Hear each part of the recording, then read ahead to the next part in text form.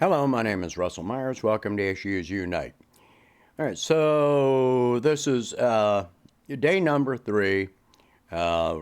Russia does continue to bomb Ukraine, but at a much lesser degree. This is probably because I haven't heard of massive numbers of Ukraine attacks overnight. So they're responding in kind. Let me go to this map. All right. So this is the liveuamap.com. It is extremely Western focused. All right. So as you can see, there are a lot fewer attacks today than there were yesterday. There have been a few, very obviously, Lviv and so forth.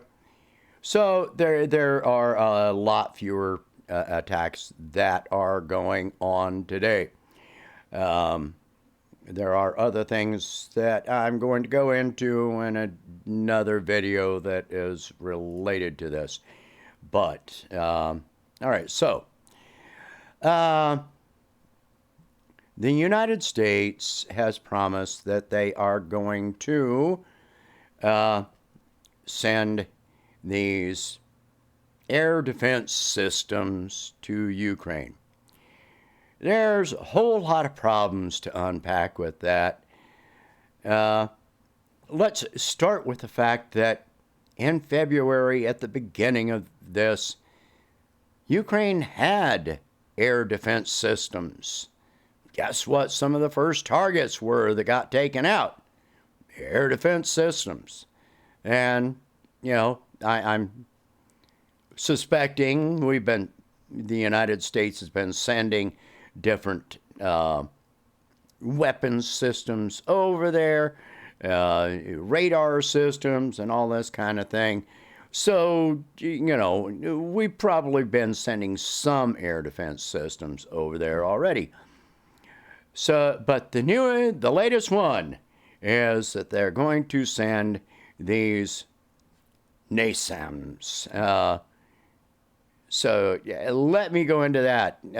The way that is being stated is that this NASAM stands for National Advanced Surface-to-Air Missile System. Well, guess what? It's got another name, too. And let me go to that. The Norwegian Advanced Surface-to-Air Missile System. Why? Because it was developed by a Norwegian company in conjunction with Raytheon. So this is a short to medium range ground-based air defense system. And all right, so it has proven interoperability with the longer range systems such as Patriot. I'll get to that one in a minute. I just want to go through some of the stuff that I have highlighted here and also bring up the fact there have been multiple generations of this system since the 1990s.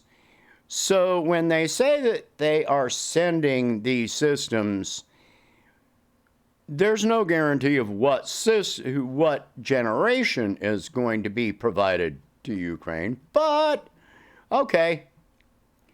All right. It's kind of interesting here. NASAMS has been exported to the United States with the NASAMS 2 upgrade. NASAMS 2, wait a minute. NASAMS 2, there's already NASAMS 3. What? All right, so the NASAMS 2 upgrade having been exported to Finland, the Netherlands, Spain, Oman, and Chile. All right, so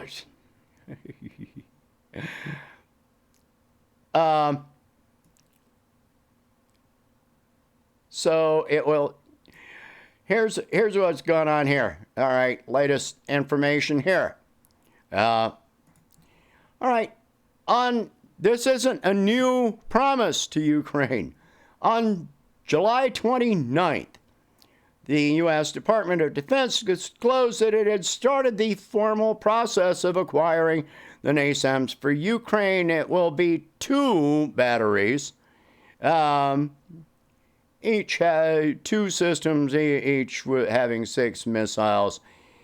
On 24 August 2022, the DoD announced it would provide 6 additional NASAMS units with additional munitions. Wait a minute.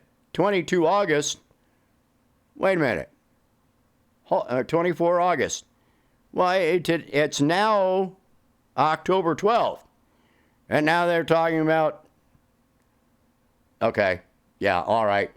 So on 25 September 2022, Ukraine confirmed they had received delivery of NASAMS through the Ukraine Security and blah, blah, Security Assistance Initiative. President Zelensky was misquoted during an English interview. The Pentagon has confirmed that the NASAMS won't be delivered for at least 2 months. That was in September. So it also stated, I lost that part. It's going to require extensive training on this.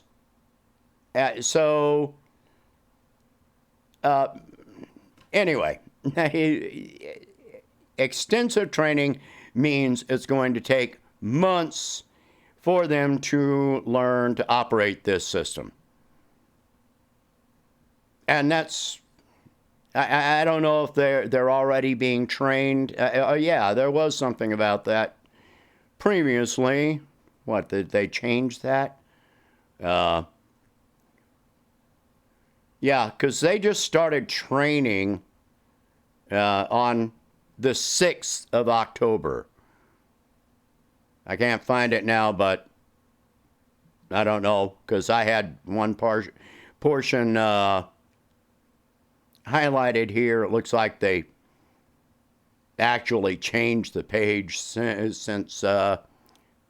this morning when I was highlighting stuff, literally. So... yeah, they actually did. They just started training on the 6th of October from September 24th, and saying that they wouldn't arrive for another 2 months. So that's November 24th. So, these things are not going to be there. And that's just the first 2.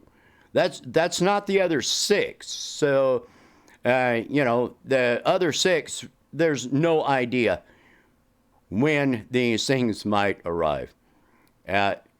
2, air defense systems that each hold 6 missiles. That's not going to do a whole lot. So this is all theater. This is all theater. And then there's the problem of these are systems. That means it's the launchers. There's the problem with, will we be able to provide the missiles that go in the launchers? Excuse me. So, my allergies are so bad I just ordered an air filtration system for my house. All right, so let's get back to the Patriot system. The Patriot system, which has been sold to Saudi Arabia. Saudi Arabia needed more missiles for their Patriot system. And what happened there is that to provide more missiles, the United States had to ask other Gulf states to provide the missiles to Saudi Arabia because we didn't have any in our inventory. We don't have the Patriot missile systems for the Patriot missile system. Think about that. So another problem with the Patriot system is that, we've been providing it to Saudi Arabia. It hasn't really done them all that much good. You think about the fact that on several occasions, the Houthi rebels in Yemen, who have virtually no armament, whatsoever, they've been able to attack, Saudi oil facilities on several occasions. Western, not Russian, Western defense analysts have actually said that Russian air defense systems are far superior to the Patriot missile system, which is our most advanced long-range air defense system. And so you got a whole combination.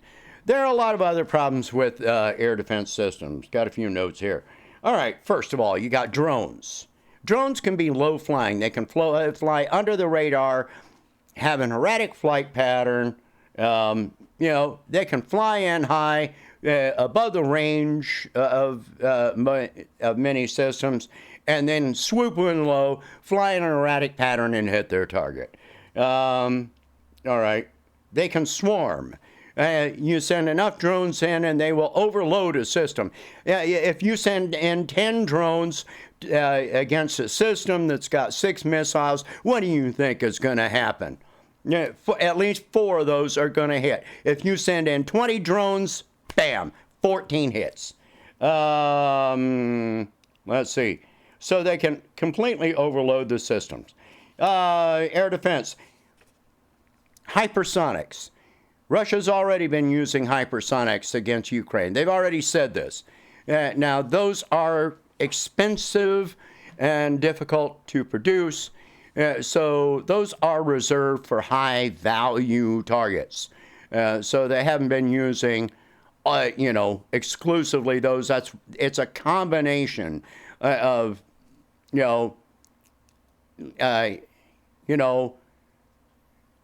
ship-launched, surface to surface, and air to surface, and drones. This is a combination attack. It's not some simple thing. All right, each attack that is being conducted, they collect data on what hit the target, what didn't hit the target, what's there, what are they aiming at, etc. So they collect all this data. You put in air defense systems, and a number of the missiles or drones don't hit the target. Guess what? They already know where your air defense system is. That just became the next target. They use satellite targeting and satellite imaging to determine targets. They use media, including social media. The Ukrainians are freaking fanatic about posting their activities online. The soldiers, the Azovs, they post this stuff. Well, as soon as you post a video online, you're also uploading metadata, which tells you if you know how to look at it, you open up that metadata, it tells you exactly where that person was when they recorded the video. It tells you where they were, what time it was, etc. So they can extrapolate from that data. Oh, look, we've got this great big missile system here. Isn't this great? Well, you just told them where it is. So, I mean,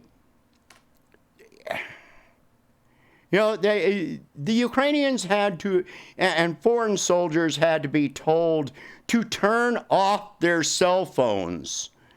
But do they do it? No. They're always announcing exactly where they are all the time and what they've done. They shot Russian prisoners in the legs and in the head and posted it online. If you ever study martial arts, one of the first things that you're taught is there's a difference between confidence and arrogance. You have to be confident enough to stand your ground, but don't ever be so overconfident that you always think you're going to win. Yeah, you can have, look at the difference. Look at Donbass and the way that they have defended themselves for 8 years. Look at, the Taliban and Afghanistan. Look at the Houthi rebels in Yemen. These people, all of them, in similar manners, they have lacked modern weapons and come up against the most modern weaponry in the world. You can have a massive military. You can have the greatest, most cutting edge technology.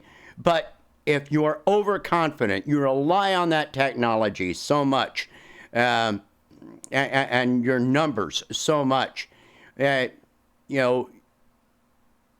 your opponent can bring you down. It's David against Goliath here, and these kind of situations. Yeah, you have to be able to throw your ego out the window. I've been in a number of fist fights in my life. I throw my ego out the window. I don't even think about my ego. What I'm doing is looking at how my opponent is moving, what I think their next move is going to be. It's like a chess game. So this is what matters. It's looking at what your opponent is going to do, and you try to take moves that are going to cut them off, that are going to stop them. That's how any fight, from a fist fight on up to international war, actually works. When you just keep on talking about, you're going to fight to the last person. Well, if you're fighting to the last person, what are you fighting for? You're not fighting for your people. You're not fighting for your culture. What you're fighting for is lines on a map. You're fighting for bragging rights. That's it. If the chance comes up to negotiate an end to this, to stop the suffering, then you take that and you prioritize. I'm willing to give this up, but I'm not willing to give this up. That's what negotiations are. That's what peace talks are all about. And that's what should be happening here, is peace talks. How long is this going to continue on? Obviously, it's starting to slow down. There are now over 100,000 of the Russian recruits, draftees, that have arrived in Donbass, and they're arriving there in groups of 50,000 at a time. So it has got to come to an end. There need to be peace talks. The peace talks need to happen now, not tomorrow, not next week, not next month, not next year. They need to happen now, before winter comes in, before the utilities are all cut off across Ukraine and across Europe. Ukraine has already got rolling blackouts, and some areas have no electricity and no water at all. When do you sit down and talk? Are you going to wait until your people freeze to death? So, share this video. Talk about these subjects. All this stuff about air defense, it doesn't mean anything when it's not going to be there for months. And this form of combat is happening now. What good is it going to do if it's not going to be there for 2 more months? It's all about making money for the military-industrial complex. That's what this is about. So, share this video. talk about these subjects. If you can afford it, please donate whatever you can to help expand this channel and my presidential campaign, and I will catch you in the next one. Thank you for watching. Have a good day. Stop.